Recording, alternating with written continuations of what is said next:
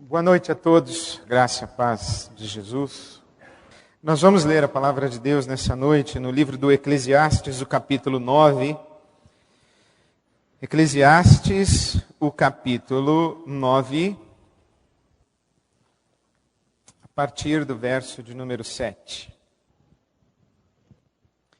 Eclesiastes, capítulo 9, o verso de número 7. Diz assim a palavra de Deus: Portanto, vá, coma com prazer a sua comida e beba o seu vinho de coração alegre, pois Deus já se agradou do que você faz. Esteja sempre vestido com roupas de festa e unja sempre a sua cabeça com óleo. Desfrute a vida com a mulher a quem você ama, todos os dias desta vida sem sentido que Deus dá a você debaixo do sol, todos os seus dias sem sentido, pois essa é a sua recompensa na vida pelo seu árduo trabalho debaixo do sol.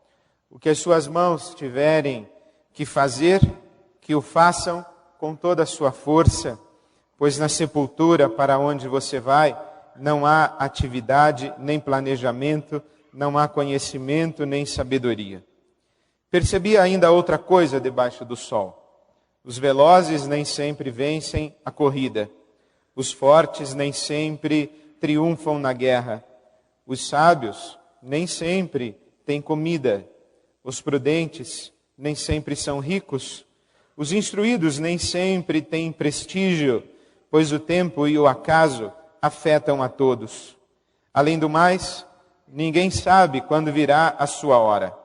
Assim como os peixes são apanhados numa rede fatal e os pássaros são pegos numa armadilha, também os homens são enredados pelos tempos de desgraça que caem inesperadamente sobre eles. Vamos orar? Deus nosso Pai bendito, nós te damos graças e te pedimos que o tempo a cair sobre nós seja tempo da tua graça. Pedimos-te que a tua palavra seja viva para todos nós e que Jesus possa também nos tocar nessa noite. Te pedimos assim, Pai, em nome de Jesus e para a tua glória. Amém. Estamos estudando os 7 pecados capitais. Domingo passado conversamos sobre o orgulho e a inveja. Hoje pela manhã, sobre a ira. E agora à noite, espero que ninguém durma, sobre a preguiça. A preguiça é um dos chamados 7 pecados capitais. E o que vem a ser a preguiça? Preguiça é assídia. Já ouviu essa palavra? Assídia. Eu nunca tinha ouvido. Na minha ignorância, eu descobri agora estudando sobre os 7 pecados capitais. Assídia. Assídia é preguiça. Prostração, torpor, letargia, apatia, indolência, lassidão, fastio, tédio. Mais que um estado de ociosidade física, a preguiça é uma condição de desânimo espiritual. É um desânimo próprio de quem desistiu de buscar a Deus, desistiu de buscar a verdade, desistiu de buscar o belo, desistiu de buscar o justo, desistiu de buscar o que é bom. A preguiça é diferente da ociosidade, é diferente do ócio. A preguiça é um abandono do espírito. É um entregar-se. A preguiça é aquela postura de quem diz, let it be. Deixa acontecer, deixa estar, deixa ser, deixa que a vida siga, deixa ir. ou no português mais coloquial, é o famoso vamos deixar como está, que é para ver como é que fica. É esse tudo bem, é o tanto faz. A preguiça é essa postura. Onde você quer ir? Tanto faz. O que você quer comer? Qualquer coisa. O que você quer fazer hoje? Você que sabe. Isso é preguiça. Você entendeu já que você sabe por que é um pecado capital, né? Preguiça não é simplesmente o não trabalhar. Aliás, é muito possível que alguém trabalhe muito justamente porque é preguiçoso. Ocupa-se muito para fugir de enfrentar a realidade. Corre de um lado para o outro. E é vítima do que se chama movimento sem deslocamento. É o cachorro correndo atrás do rabo. É um correr sem sair do lugar. Porque é uma atividade irrefletida. É uma atividade mecânica, automatizada, repetitiva. É aquilo que você faz porque sempre fez e nunca se perguntou por que é que continua fazendo. É aquilo que você faz e não está satisfeito com o resultado que colhe, mas continua fazendo. Porque tem preguiça de pensar em fazer diferente. Tem preguiça de pensar diferente. Tem preguiça de ousar. Tem preguiça de questionar. Tem preguiça de inventar, de reinventar-se. A preguiça é aquele estado em que já não se busca nada, já não se espera nada.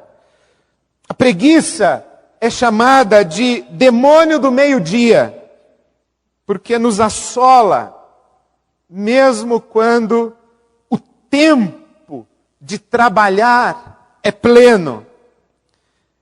A preguiça é uma falta de interesse pela vida. É uma desesperança em relação à expectativa do sentido da vida. A preguiça é um abandonar-se, um render-se à falta de sentido. Digamos, em outras palavras, a preguiça é uma espécie de suicídio espiritual. Ou mesmo, se não é a mesma coisa, um suicídio existencial. Por isso é que lembrei-me de Albert Camus, o mito de Sísifo. Ele diz assim: há na verdade apenas um problema filosófico verdadeiramente sério: o suicídio. Decidir se a vida vale a pena de ser vivida é essencial para responder à pergunta fundamental da filosofia. Vejo muitas pessoas morrerem por julgar não haver motivo para viver.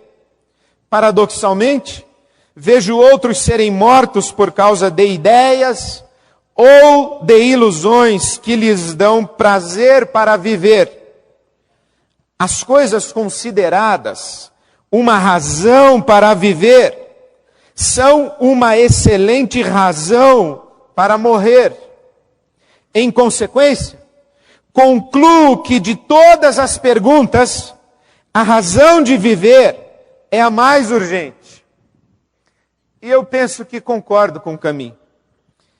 Aliás, os filósofos e pensadores chamados ou identificados como existencialistas, e o Eclesiastes é um deles, se não o primeiro deles, eles são viscerais em enfrentar a dimensão patética da existência humana, a dimensão nonsense da existência humana. Isso que o Eclesiastes fala de uma vida sem sentido. Porque Se nós prestarmos atenção e tivermos coragem de admitir, existe um prisma pelo qual olhar a vida e que vai dizer para nós que a vida não faz sentido mesmo.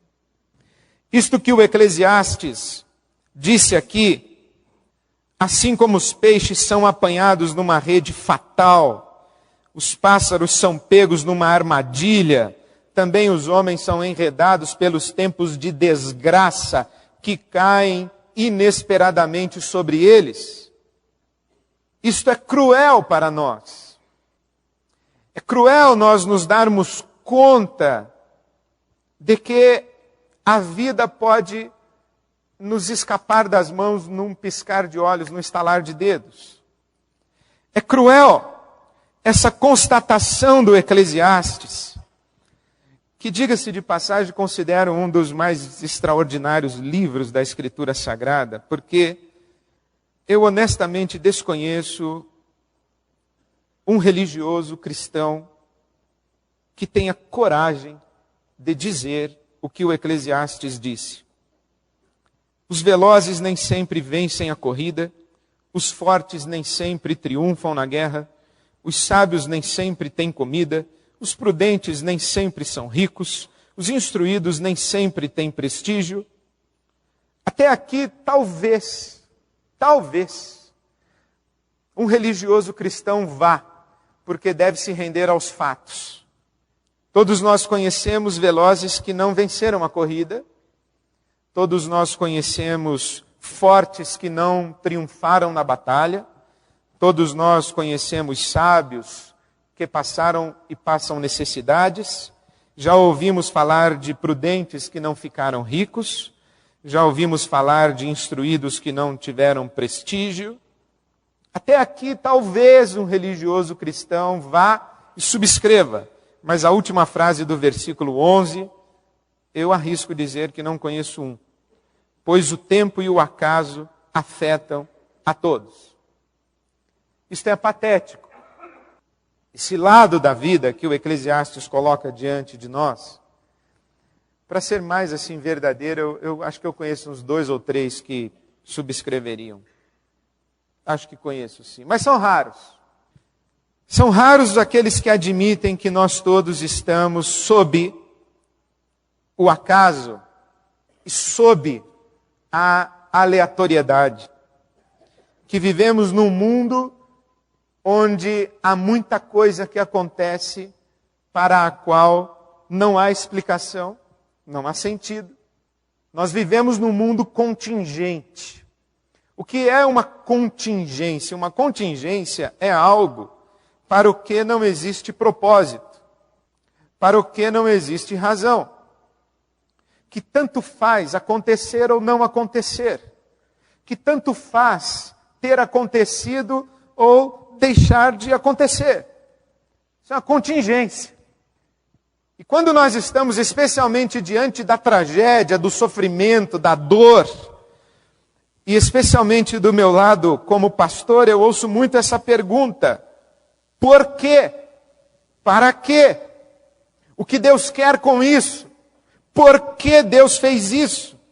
Onde Deus quer chegar? O que Deus está querendo mostrar? O que Deus está dizendo? E raras vezes, ou nas raras vezes em que eu me atrevi a dizer, Deus não tem nada a ver com isso. Deus não tem propósito nenhum nisso. Deus não está por trás disso. Acontece. A vida é assim. Existe na vida e na existência humana uma dimensão de carência de sentido. Por quê? Uma mulher com 2 crianças no carro abre espaço para uma viatura policial e tem o seu carro fuzilado. Por quê? Qual o propósito de Deus nisso? Por que é que Deus colocou no coração daqueles 2 policiais encherem e crivarem de bala o carro daquela família? Os irmãos não acreditam nisso, né? Que foi Deus que inspirou aqueles 2 policiais. E que Deus tinha um propósito na morte daquela criança de 3 anos. O Eclesiastes diria assim: não tem sentido. Não faz o menor sentido. Não me venha com explicações.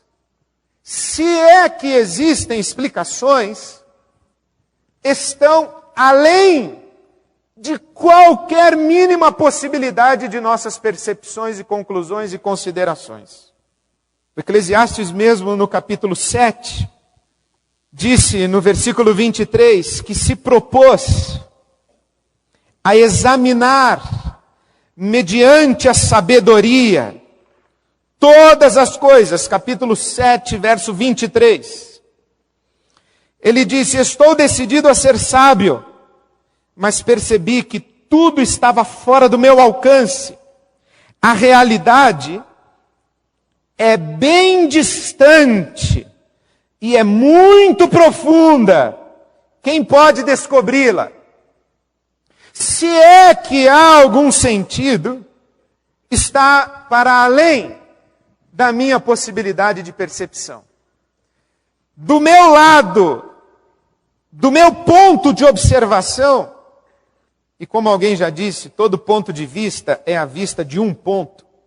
Do meu ponto, de onde estou para enxergar a vida, do meu ponto de vista, não tem sentido.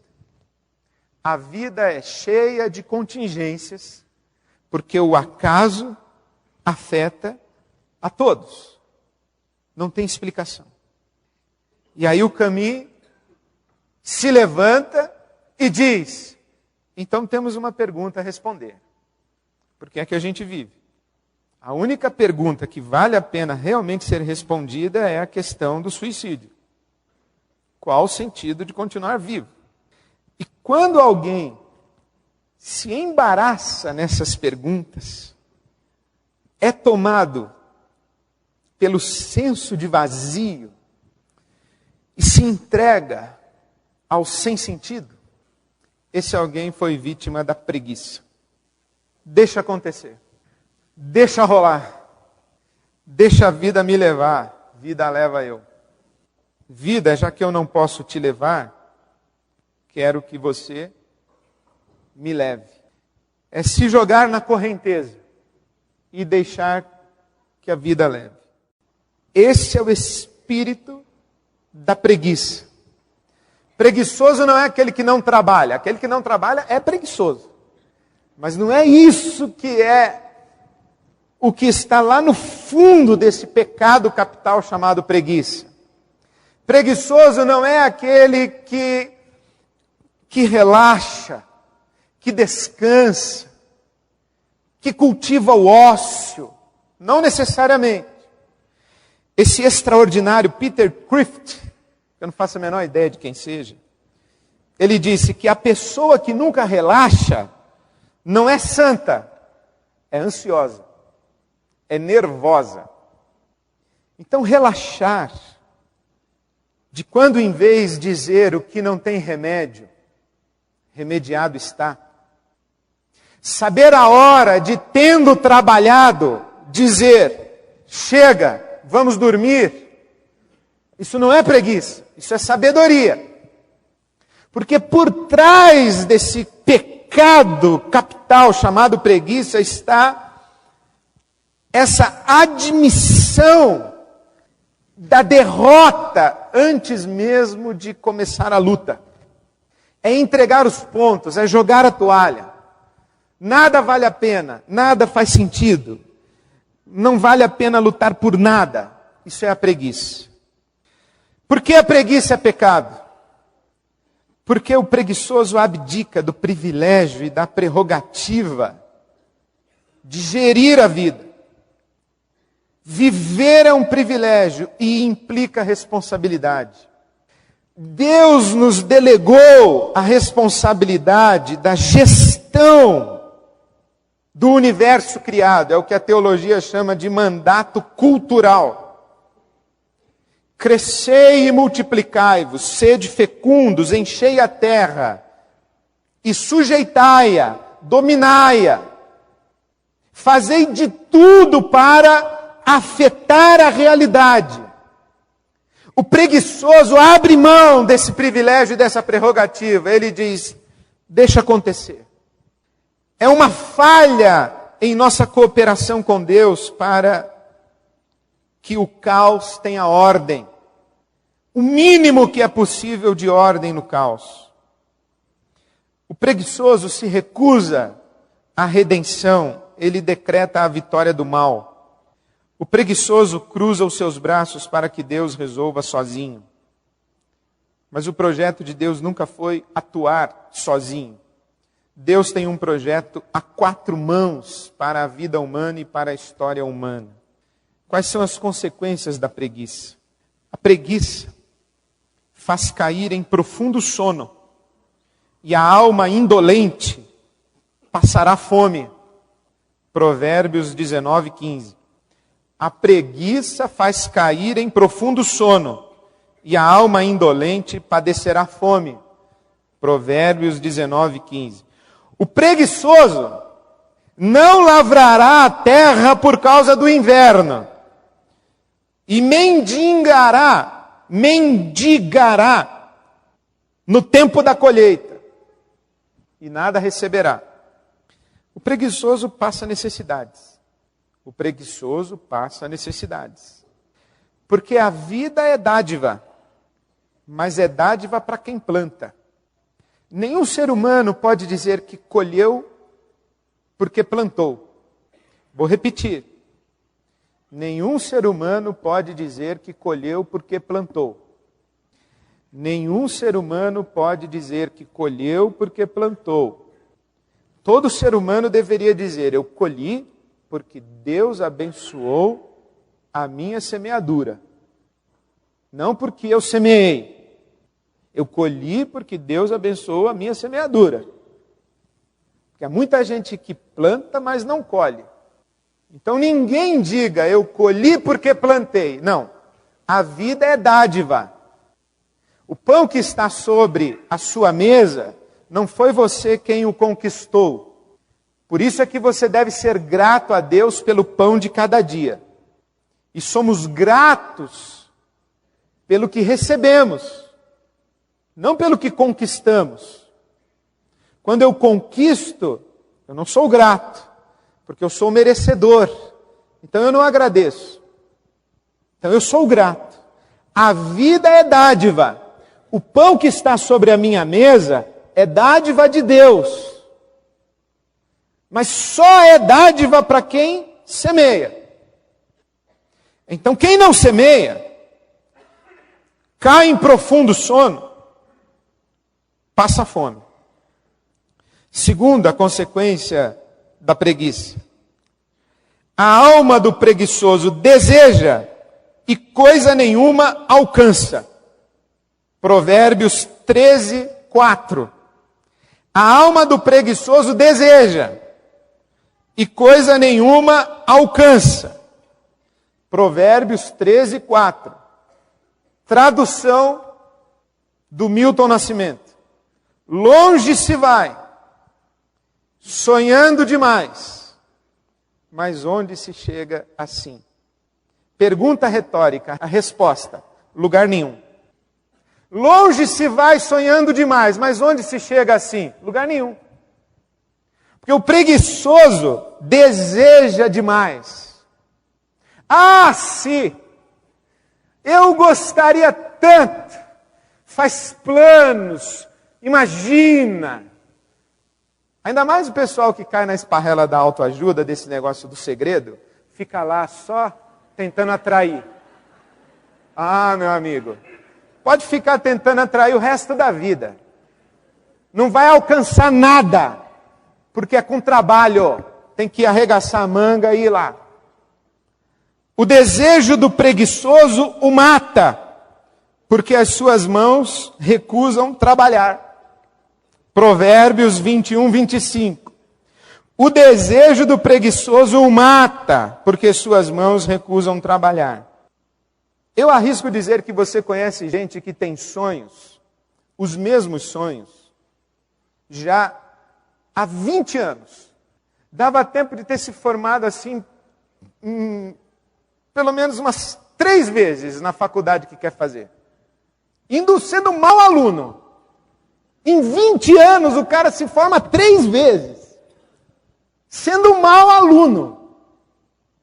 Mas ele ainda está sonhando. E como é que nós chamamos essas pessoas que têm grandes sonhos, que são apenas sonhos? Quando nós queremos ser cruéis, nós chamamos de fracassadas. Agora, quando nós atenuamos um pouquinho, nós temos uma dó, uma compaixão, nós dizemos assim, uma pessoa frustrada. Frustrada. Quis tanto, queria tanto. Evidente, eu insisto que sou um discípulo do Eclesiastes. Nem sempre que a gente planta, a gente colhe. Nem sempre que a gente é prudente, a coisa dá certo. Mas eu também confio na lei das probabilidades. A probabilidade de a gente colher quando planta é infinitamente maior do que não colher quando planta. Probabilidade da gente conseguir se formar é muito grande, pessoal, mas é muito grande. A maioria dos nossos grandes sonhos não é tão grande assim. As possibilidades estão mais ao alcance das nossas mãos do que nós pensamos. Mas aqui a palavra de Deus diz que o desejo do preguiçoso o mata, porque as suas mãos recusam trabalhar. O preguiçoso passa necessidades, experimenta frustração. Terceira consequência da preguiça é o ativismo vazio. E aqui eu acho de uma sabedoria extraordinária. Essa fala é do Os Guinness. Ele diz que aqueles que não conseguem encontrar as alegrias do espírito instalam-se nas do corpo. Aqueles que não conseguem encontrar as alegrias do espírito instalam-se nas alegrias do corpo. E aqui está a sabedoria do Eclesiastes. Onde está a sabedoria?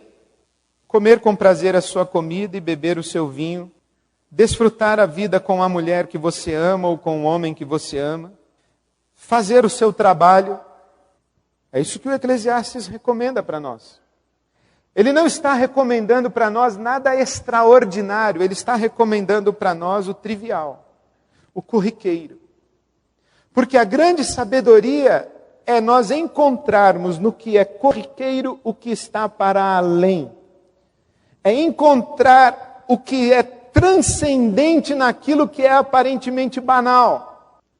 Essa é a diferença entre o comilão e o gourmet. O comilão, ele não descobriu as alegrias do espírito. Então ele se instalou na alegria do corpo. Come desesperadamente. Come. Inclusive nós temos essa expressão. Já comeu hoje? Comeu? Quem come é bicho. A diferença entre você fazer uma refeição correndo pela calçada com aquele sanduíche eu vou te falar uma coisa. No caminho. Ou então à noite sozinho, quando você chega em casa, você come encostado na pia. Manja aquele pratão que você pôs lá no micro-ondas? Aí tira, tudo aquecido junto, misturado, o arroz deu aquela secada. Você fica em pé na pia com o prato na mão, comendo aquele treco sozinho. É ridículo, né? É ridículo. Isso é a diferença de comer à mesa. Aquela mesa que você faz pela metade, manja que você arrasta os negócios assim, põe a toalha só numa metade. Isso é comer. É diferente quando você para tudo, tira tudo, guarda tudo, põe a mesa, põe a música, põe a vela, põe a taça, põe a flor. É diferente. E aí, mulher, vamos comer? Como assim? Espera um pouco. Aqueles que não descobrem as alegrias do Espírito se entregam e se instalam nas alegrias do corpo. E aí, fazem tudo mecânica e automaticamente. E quando a gente faz as coisas mecânica e automaticamente, nada tem sabor. Não dá para sentir o gosto de nada. E a gente chega ao final do dia com um senso de vazio, porque as ações foram vazias. Aquilo que nós fizemos foi vazio, mas nós estamos em atividade, 24 horas por dia. Estamos cansados, estamos exaustos, mas estamos vazios. Quem poderia pensar que uma pessoa que está correndo de um lado para o outro poderia ser adjetivada como preguiçosa? Mas é possível. Porque é uma pessoa que já desistiu de encontrar, de experimentar e de buscar o sentido, o valor da existência. Os filhos da preguiça, quais são? Negligência e imprudência. Por muita preguiça se enfraquece o teto, e pela frouxidão das mãos a casa goteja. Eclesiastes 10, 18. Por muita preguiça se enfraquece o teto, e pela frouxidão das mãos a casa goteja. Você conhece, porventura, a expressão gambiarra? Aquele araminho que você pôs na torneira do quintal? Aquilo é ridículo. Aquilo é uma vergonha. Gambiarra. Aquele panão que você colocou e chama de cortina. Aquilo é um panão. É um treco pendurado. Aquele amontoado de coisas que você tem. Aquilo dali vai entortando a estante. A estante já está pensa. Ela vai cair. Aí você escora. Você escora. E aí tem um vazamento na parede de trás. Mas está no começo. Para mexer no vazamento com aquela estante, com aquele negócio escorado, se tirar é perigoso. Daqui a pouco aquela parede está toda embolorada. E você passa ali...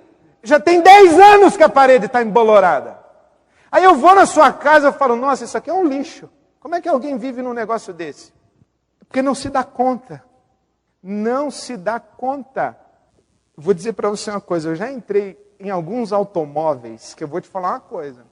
Tem sapato de mulher, escova de dente, com cabelo.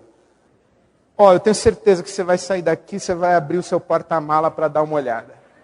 O que tem dentro do seu porta-mala? Aí eu vou te dizer, ó, por muita preguiça se enfraquece o teto, a estante. Por muita preguiça tomba a estante. E pela frouxidão das mãos a casa goteja. Tem goteira na casa. Tem goteira. Há quanto tempo tem goteira? Você acostumou com a goteira. E assim como você faz gambiarra na sua casa, você faz gambiarra na sua vida. Você vai fazendo gambiarra, gambiarra, gambiarra, e chega uma hora, a casa cai.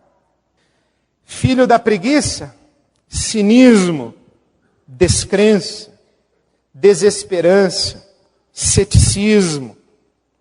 Kierkegaard, o outro existencialista, esse cristão, que outros se queixem da perversidade de nossa era.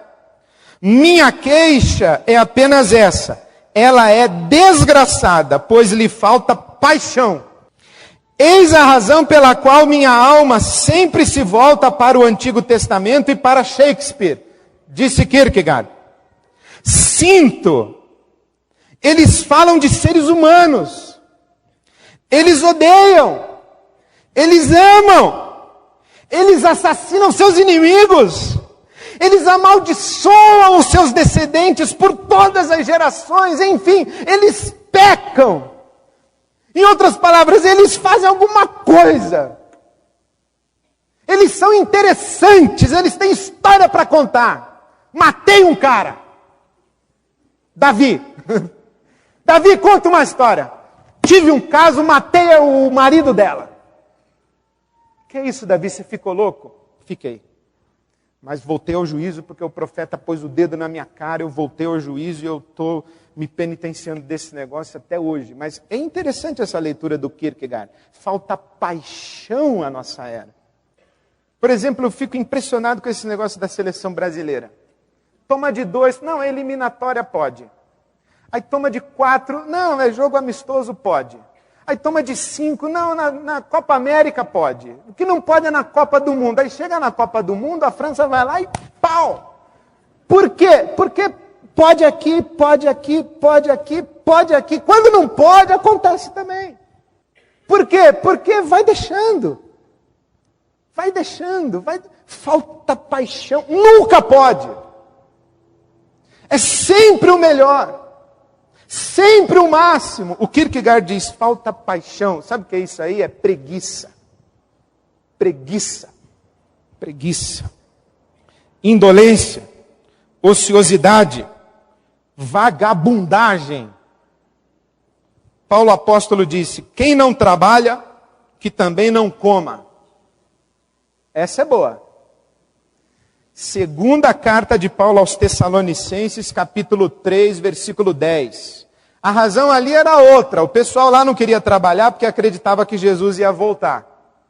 Não, Jesus está voltando, para que eu vou abrir a padaria? Vou acordar às 4 da manhã para abrir a padaria, Jesus vem às 10? Aí o Paulo diz, não quer abrir a padaria? Então não vai trabalhar, também não come. Fica sem comer até Jesus voltar. Quem não trabalha, não come. Aliás, queria fazer uma observação interessante sobre as pessoas que precisam de ajuda. Tem muita gente que precisa de ajuda e precisa de ajuda. Mas tem muita gente que precisa de ajuda, mas não precisa de ajuda. Tem muita gente que precisa de ajuda, que é o prudente, que não colheu. É o trabalhador, o sábio, que nem sempre tem comida. Eclesiastes 9:11, esse aqui precisa de ajuda. Mas tem muita gente que não precisa de ajuda, é que é indolente, é vagal. Não precisa de ajuda. Então eu digo assim, que uma comunidade cristã supre necessidades, mas não patrocina estilo de vida. Suprir necessidades é uma coisa, patrocinar estilo de vida é outra coisa. Mas eu vou pegar esse trabalho aqui é melhor ficar sem fazer nada. Como assim? Para fazer isso é melhor fazer nada? Como assim? Então é melhor comer nada também. Faz o seguinte, você faz nada, come nada. Quando você arrumar um trabalho decente, você faz uma refeição decente. Você não é o do decente? Então faz tudo decente. Não viva de cesta básica. Aceite só restaurante do bom. PF não. Básico não. Trabalho. Quem não trabalha, não come. Qual é o antídoto contra a preguiça? Bom, o antídoto contra a preguiça, você já deve ter ouvido. A palavra é trabalho. Mas não o trabalho, esse trabalho de produzir para ganhar salário. Não é esse o trabalho ao qual quero me referir. É o trabalho como ação. É o trabalho como fazer alguma coisa. Continuar fazendo alguma coisa. Fazer mais uma vez. Fazer de novo. Fazer a mesma coisa de sempre. Porque aqui o Eclesiastes está dizendo o seguinte: coma com prazer a sua comida e beba o seu vinho de coração alegre. Quantas vezes nós comemos? Pelo menos 3 ao dia. Em tese, ou idealmente. Mas ninguém que senta para jantar diz assim: de novo, vou ter que jantar, já jantei ontem, antes de ontem. Isso é trabalhar. Trabalhar, por exemplo, é escove o dente. Escove o dente. Está deitadão lá, fala, você não escoveu o dente. E levanta e escova o dente. Trabalhe. Trabalho nesse sentido. Levante-se, faça alguma coisa. De novo. o básico, o trivial, o corriqueiro, o de sempre. Faça, faça, faça. Por quê? Vou lhe dar sugestões. Olhe para essa realidade da vida que o Eclesiastes falou aqui. Ninguém sabe quando virá a sua hora. O Eclesiastes aqui, ele foi fúnebre. Ninguém sabe quando virá a sua hora. Ele está falando de morrer mesmo. Você não sabe quando você vai morrer. Não sabe. Só que isso daqui, o acaso afeta todo mundo, pode ser lido de uma maneira fúnebre, mas pode ser lido de uma maneira vital. Pode ser lido como algo assim. As possibilidades estão abertas. Ninguém sabe o que pode acontecer. Então levante-se e faça. Trabalhe. Vá. Atire-se. Continue fazendo. Por quê? Porque aquilo que para você aparentemente é desnecessário, para alguém pode ser útil. Sabe aquilo que está lá na sua estante? Que a parede mofada está atrás? Tem coisa na sua estante que você já não mexe. Aliás, há uma estatística que diz o seguinte: se você não usou uma roupa nos últimos 3 meses, você não vai usá-la mais. Se você não usou uma roupa nos últimos 3 meses, provavelmente você não vai usá-la mais. Então ela está ocupando lugar no seu guarda-roupa. Para você se tornou desnecessária. Para alguém ela é útil. Aquilo que para você é banal, para alguém é singular. Singular. Eu não sei quantas Bíblias eu tenho na minha estante. Menos do que você pensa, porque eu despacho. Mas tenho mais do que eu preciso. Pecado, né? Eu deveria ter falado isso aqui agora. Mas lá na China, por exemplo, tem pessoas que têm uma página da Bíblia Sagrada. Uma página da Bíblia Sagrada. E sabe o que elas fazem com essa página? Elas decoram. E sabe depois o que elas fazem com essa página? Elas queimam, jogam fora, rasgam, destroem. Porque elas não podem ser pegas com uma página da Bíblia Sagrada. O que para nós é banal, para algumas pessoas é singular. O que para nós é desnecessário, obsoleto, para algumas pessoas é útil. O que para você pode ser velho, para alguém é novo. Já reparou as crianças? Pai, o que é finalmente?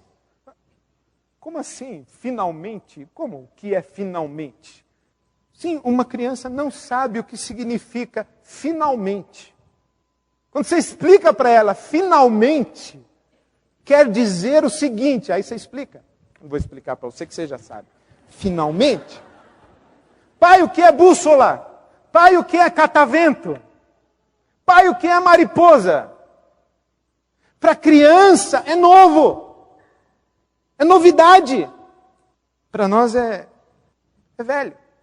O que para você é velho, para alguém é novo, novíssimo. O que para você é mais um, para alguém pode ser a última chance. Por exemplo, para mim pode ser mais um sermão. Para alguém pode ser a última vez que eu vou ouvir um pastor. Para nós pode ser mais um culto, para alguém pode ser, é a última vez que eu piso numa igreja, é a última chance que eu estou dando para Deus. É uma certa arrogância, mas tudo bem, eu compreendo. Mas pode ser. Pode ser mais uma consulta para o médico, mas para aquela pessoa é a última consulta que eu vou. Depois dessa consulta com esse tal médico aí que o seu cunhado indicou, não venha mais me encher a minha cabeça, porque eu não vou procurar mais médico nenhum. Você entendeu? Então, para aquele tal médico indicado pelo cunhado, é mais uma consulta. Mas para aquele um que entrou na sala, é a última busca de ajuda. Aquilo que para você é mais um, para alguém pode ser a última chance. Aquilo que para você é definitivo, para Deus está em aberto. É interessante pensar em possibilidades, é interessante pensar em surpresas. Hoje mesmo eu ouvi o testemunho de uma senhora que dizia: meu irmão era um drogado, que andava pelas ruas e eu vivia esperando um telefonema me dando a notícia de que o meu irmão ou havia sido preso ou havia sido morto. Hoje, ele é o pastor da nossa família. E lá no fundo do meu coração eu digo, amém, aleluia. Quando foi? Quando foi que se deu a mudança? Qual foi o fator determinante da mudança? Quem foi a pessoa usada? Eu não sei. Por exemplo, aqui hoje à noite, a vida de quem vai mudar para sempre? Alguém sabe? Não, a gente não sabe.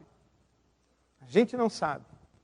Mas aqui hoje à noite, a vida de alguém vai mudar para sempre.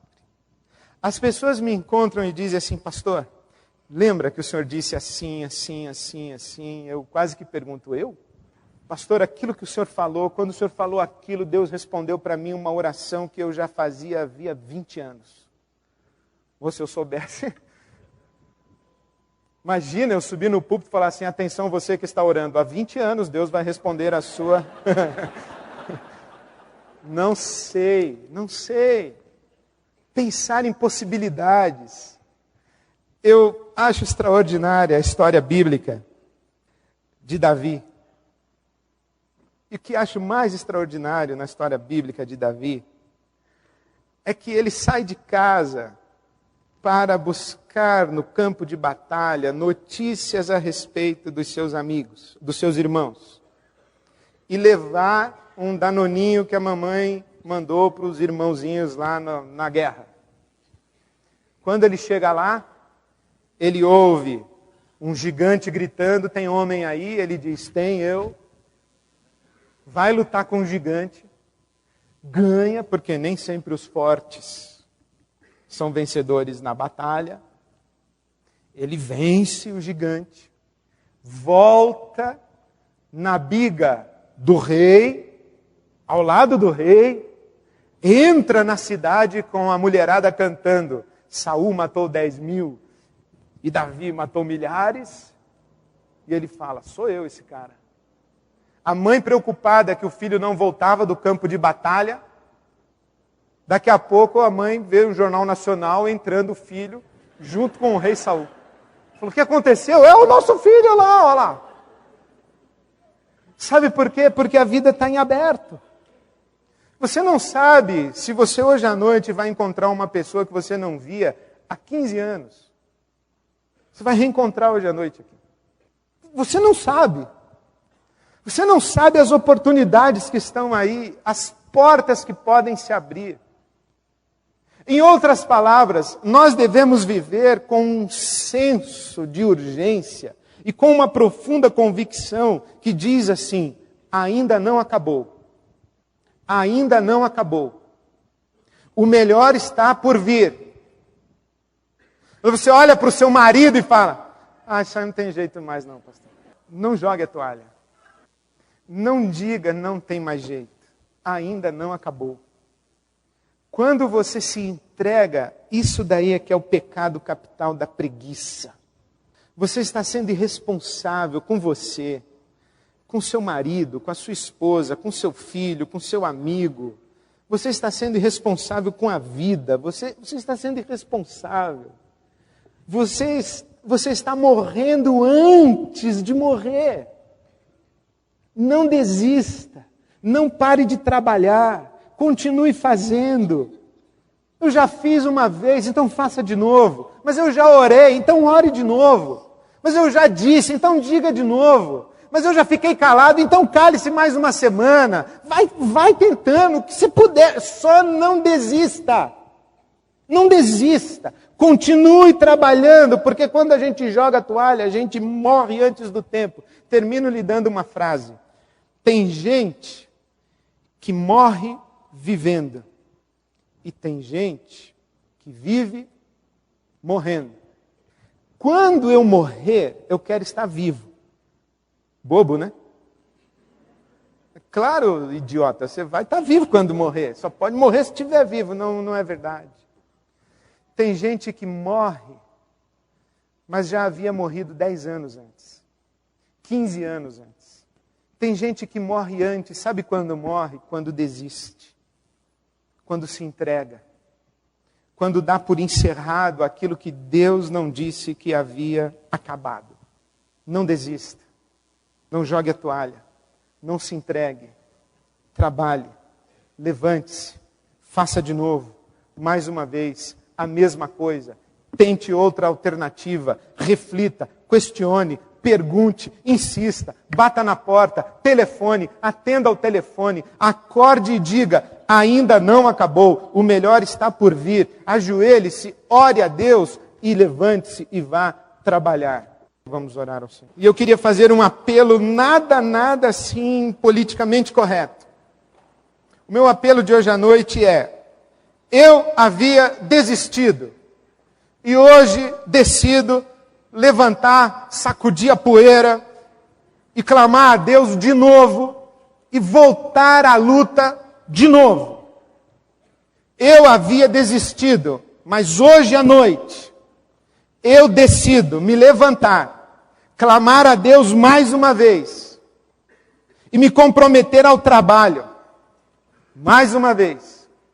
Eu não vou admitir este sussurro que me diz, acabou, acabou, acabou. Ainda não acabou. Deus ainda não terminou de fazer o que Ele quer fazer comigo, em mim, através de mim. Eu havia desistido, mas hoje à noite eu reassumo e volto para a vida, volto para o jogo, volto para a guerra, volto para o campo de batalha. Eu reassumo a vida, em nome de Jesus. Se você quer fazer isso, saia do seu lugar e vem aqui, nós vamos orar juntos. É o domingo da ressurreição. Pode vir aqui. Dizer, eu havia desistido, mas eu estou reassumindo. Eu tinha morrido antes do tempo, mas eu estou voltando à vida. Em nome de Jesus, eu estou reassumindo. Pode sair do seu lugar e vir para cá. Palavras de Jesus a nós. Estou fazendo novas todas as coisas. Estou fazendo novas todas as coisas. Estou fazendo novas todas as coisas. Deus nosso Pai, nós nos colocamos diante de Ti, reconhecendo a vida como dádiva das Tuas mãos, agradecidos pelo privilégio de viver, pela oportunidade de viver. Senhor, ao tempo que entregamos as nossas vidas em Tuas mãos, nós também dizemos ao Senhor que tomamos a vida em nossas mãos. Nós assumimos a nossa responsabilidade. Nós nos comprometemos em trabalhar. Nós pedimos a sabedoria que vem de Ti, o discernimento, a lucidez, para o nosso falar, o nosso agir, para o nosso trabalho. Ó Pai, não permitas que estejamos a esmurrar o ar, a correr em vão, mas enche o nosso coração de discernimento e de entendimento. Abre os nossos olhos, deixa-nos ver o que o Senhor está fazendo. Tua palavra diz que Tu trabalhas.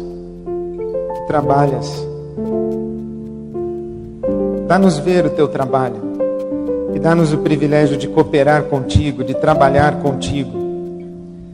Obrigado por esta graça, obrigado por esta oportunidade de agir, de criar, de fazer, de cooperar contigo. Muito obrigado, Pai. Obrigado pela Tua promessa.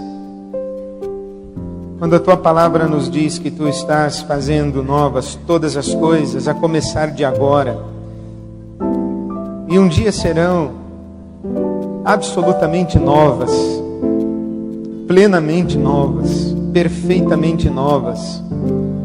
mas traze essas novidades para as nossas vidas, o que é possível experimentarmos aqui agora. Nós clamamos, faze coisas novas em nossas vidas. Ajuda-nos a reescrever histórias, a encontrar caminhos. Ajuda-nos a recomeçar, especialmente aqueles, ó Pai, que haviam desistido. Dá-lhes um novo ânimo, um novo suspiro de vida, uma nova força, um novo alento.